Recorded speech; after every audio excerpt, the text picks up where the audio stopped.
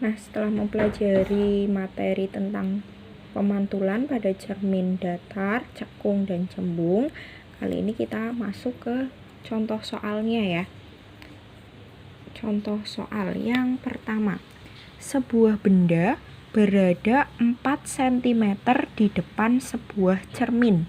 Jika bayangan benda terlihat 20 cm di belakang cermin tersebut, tentukan yang pertama jenis cermin, yang ketiga jari-jari kelengkungan. Nah, mulai dijawab ya. Jika ada soal seperti ini, berarti gambarannya seperti apa? Gambarannya kayak gini. Misal ada cermin, kita belum tahu jenis cerminnya ya, dia cermin cekung, cembung, atau datar. Terus ada benda di depannya. Di depan cermin diletakkan 4 cm. Terus bayangan yang terbentuk di belakang cermin sejauh 20 cm. Pertanyaan pertama yang ditanya adalah jenis cerminnya. Di sini Bu Ukti bisa menjawab bahwa cermin yang digunakan tentu bukan cermin datar. Kenapa? Kalau cermin datar kita sudah mempelajari sifatnya, yaitu bayangan yang terbentuk, jarak bendanya dengan jarak bayangannya itu sama. Maksudnya kalau dia cermin datar, kalau bendanya diletakkan 4 cm di depan, maka bayangan yang terbentuk adalah 4 cm di belakang cermin datar. Jadi ini bukan cermin datar ya. Jadi ini kemungkinan bisa cermin cekung atau cermin cembung. Terus gimana Bu cara menganalisisnya? Apakah dia cermin cekung atau cermin cembung? Caranya dengan persamaan cermin lengkung, yaitu 1/F sama dengan 1/SO ditambah 1/SI. Nah, di sini F, SO sama SI itu kan ada aturan plus minusnya ya. Untuk F dia bernilai positif, itu artinya jenis cerminnya adalah cermin cekung. Kalau F-nya bernilai negatif, itu artinya dia jenis cerminnya cermin cembung. Terus SO, jarak objek atau jarak benda, bernilai positif apabila benda di depan cermin, bernilai negatif apabila benda di belakang cermin. SI bernilai positif apabila bayangan di depan cermin, SI bernilai negatif apabila bayangan berada di belakang cermin. Jadi di soal yang nomor 1 ini, jarak benda SO-nya nilainya positif atau negatif? Positif, karena benda di depan cermin. Terus untuk bayangannya SI bernilai negatif atau positif? Negatif, karena bayangannya berada di belakang cermin. Nah, sekarang untuk jarak SO dan jarak SI kita masukkan dalam rumus. 1/SI sama dengan 1/SO plus 1/SI. 1/F, maaf Bu, disalah. 1/F sama dengan 1/SO ditambah 1/SI.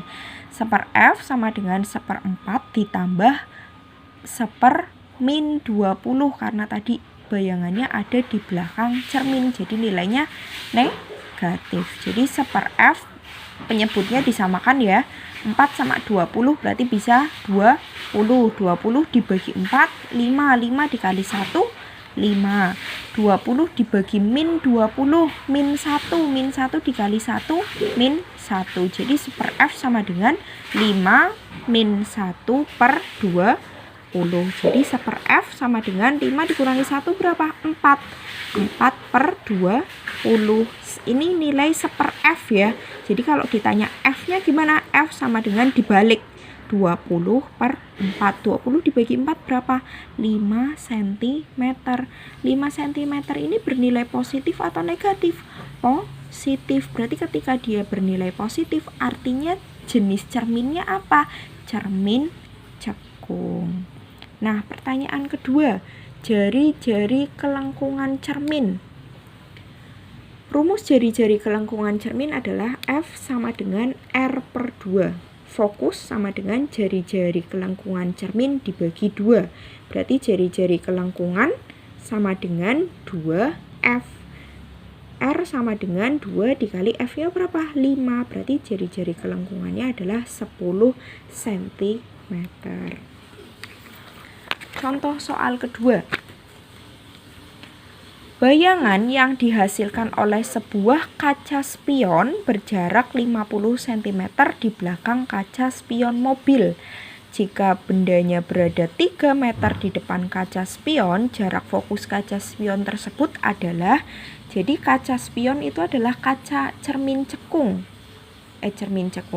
Kaca spion adalah kaca cermin lengkung, bukan cekung ya, lengkung. Jadi di sini kita belum tahu nih, kaca spion itu sebenarnya cermin cekung apa cermin cembung. Mari kita buktikan. Diketahui SO, jarak objeknya berapa? Jarak bendanya 3 meter. Jarak bayangannya berapa? 50 cm. Tapi ada di belakang kaca. Di belakang kaca berarti nilainya negatif. Meter dengan sentimeter bisa dioperasikan? Tidak.